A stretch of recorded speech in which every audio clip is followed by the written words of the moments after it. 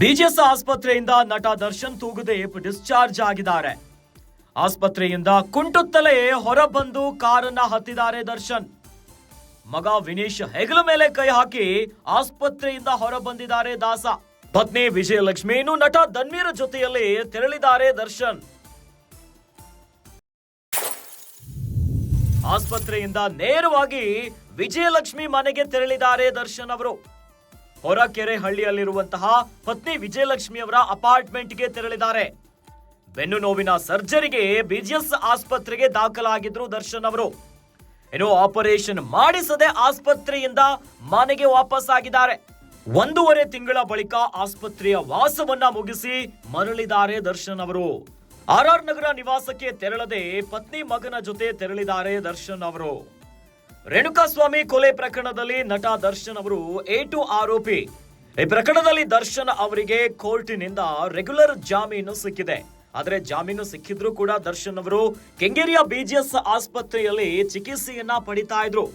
ದರ್ಶನ್ ಅವರು ಬಳ್ಳಾರಿ ಜೈಲಿನಲ್ಲಿರುವಂತಹ ಹೊತ್ತಿನಲ್ಲಿ ಬೆನ್ನು ನೋವು ಕಾಣಿಸಿಕೊಂಡಿತ್ತು. ಇದೇ ವಿಚಾರವಾಗಿ ಮಧ್ಯಂತರ ಜಾಮೀನನ್ನ ಪಡೆದು ಆಸ್ಪತ್ರೆಗೆ ದಾಖಲಾಗಿದ್ರು.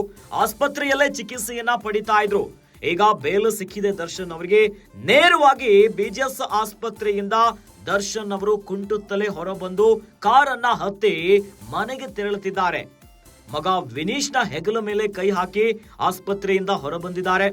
ಇನ್ನು ದರ್ಶನ್ ಅವರ ಜೊತೆಯಲ್ಲಿ ಪತ್ನಿ ವಿಜಯಲಕ್ಷ್ಮಿ ಮತ್ತು ನಟ ಧನ್ವೀರ್ ಕೂಡ ತೆರಳಿದ್ದಾರೆ. ಆಸ್ಪತ್ರೆಯಿಂದ ನೇರವಾಗಿ ಪತ್ನಿ ವಿಜಯಲಕ್ಷ್ಮಿ ಅವರ ಮನೆಗೆ ತೆರಳಿದ್ದಾರೆ.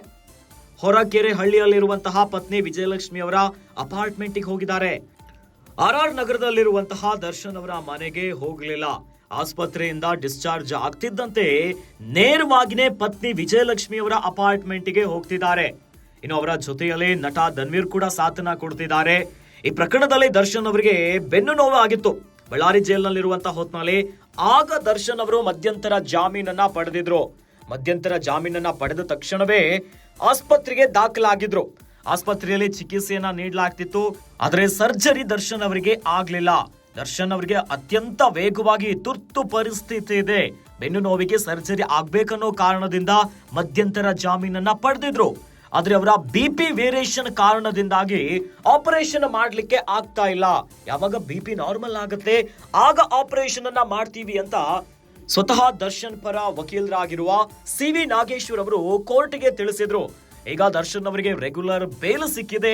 ಆದ್ರೆ ಸರ್ಜರಿ ಆಗದೆ ನೇರವಾಗಿ ಡಿಸ್ಚಾರ್ಜ್ ಆಗಿ ಈಗ ಪತ್ನಿ ವಿಜಯಲಕ್ಷ್ಮಿ ಅವರ ಅಪಾರ್ಟ್ಮೆಂಟ್ಗೆ ತೆರಳುತ್ತಿದ್ದಾರೆ. 1.5 ತಿಂಗಳ ಬಳಿಕ ಆಸ್ಪತ್ರೆಯ ವಾಸವನ್ನ ಮುಗಿಸಿ ಮನೆಗೆ ತೆರಳಿದ್ದಾರೆ ದರ್ಶನ್.